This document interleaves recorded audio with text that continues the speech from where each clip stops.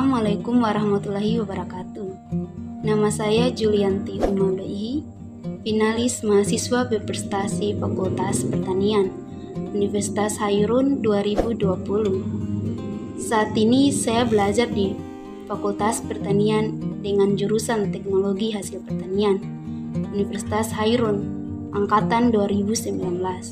Saya berterima kasih kepada Allah Subhanahu wa Ta'ala karena saya berada di kampus ini.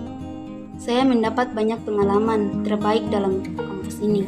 Rutinitas saya diisi dengan diskusi, belajar, dan aktif dalam kelas sebagai mahasiswa pertanian. Di luar kampus, saya mengikuti organisasi forum studi dan pendensia. Banyak belajar tentang dunia kepenulisan, membaca, kajian sosial, dan literasi. Membaca bagi saya adalah menjelajahi ruang-ruang ilmu pengetahuan, sedangkan menulis bagi saya adalah mengikat ilmu pengetahuan yang saya dapat.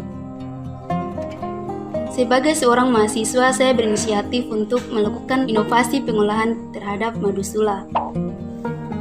Kualitas madu yang ada di Kepulauan Sula tidak asing lagi di kalangan masyarakat Maluku Utara, sebab madu yang dikelola secara alami sehingga tidak menurun kualitas tersebut.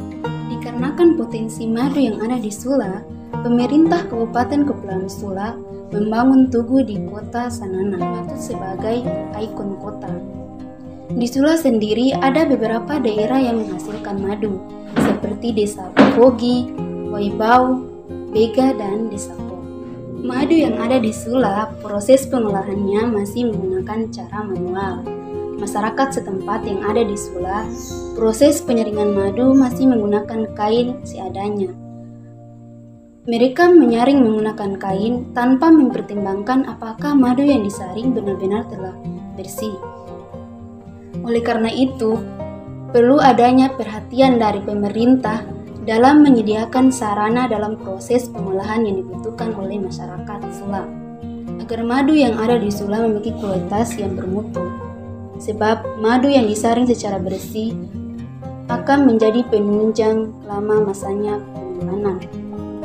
Perlu adanya teknologi dalam proses pengolahan madu. Sebagai poin yang pertama, perlu menggunakan mesin penturi yang dikombinasikan dengan filter sehingga menghasilkan madu yang bersih tanpa mengulangi proses penyaringan dengan tahap selanjutnya. Sebagai poin yang kedua, menggunakan teknologi denidifier untuk mengurangi kadar air yang ada dalam madu.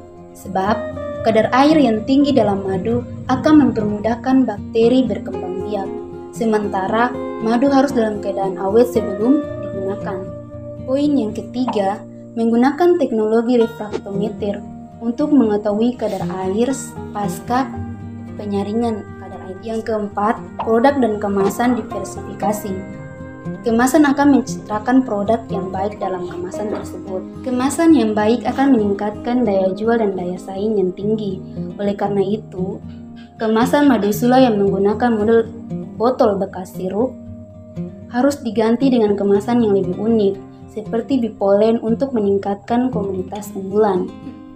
Kesimpulannya, komunitas sebagai simbol kota tak sekadar secara artifisial lewat foto dan video yang kemudian dipromosikan.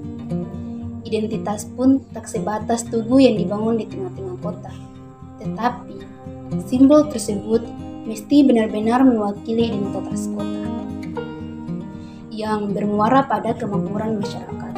Oleh karena itu, potensi madu yang ada di Sula perlu dikembangkan baik dan dikelola baik oleh pemerintah dengan menyediakan teknologi yang memadai dan perantara pemberdayaan masyarakat untuk mendongkrak pendapatan petani daerah. Di samping itu, pemerintah perlu mengadakan sosialisasi dalam proses pengolahan madu sula. Sekian dari saya, lebih baik mencoba daripada tidak sama sekali. Wassalamualaikum warahmatullahi wabarakatuh.